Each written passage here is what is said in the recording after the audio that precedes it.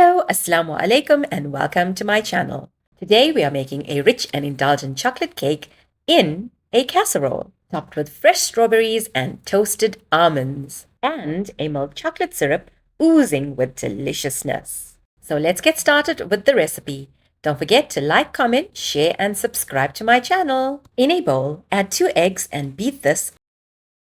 Then add 60 grams of melted butter, and I warmed this in a microwave.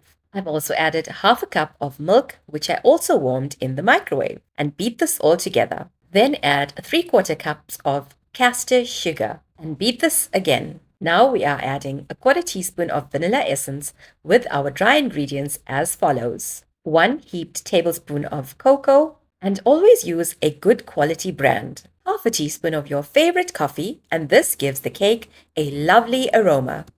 2 teaspoons of baking powder and 1 cup of normal cake flour. Then mix this all together and you are ready to bake. Use a casserole about 20 centimeters in diameter and 5 centimeters thick, and always grease it before baking. After greasing, add in the batter and bake this at 180 degrees Celsius for about 30 minutes. Removing it from the oven, you should get this golden brown color at the top and then allow this to cool. While the cake is cooling, let's make a chocolate syrup. For this, I'm going to add 250 ml of fresh cream and 1 small slab of plain chocolate. Add this to a pot on low heat and just allow the chocolate to melt. And remember, this is not ganache, but a syrup to moisten the cake and to give it some rich flavor. Decorate with toasted almonds and some fresh strawberries, or leave it as is and enjoy.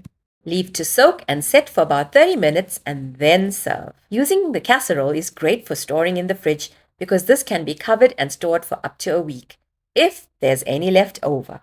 And look at that soft sponge cake. Don't forget to serve some extra chocolate sauce and enjoy with your family and friends.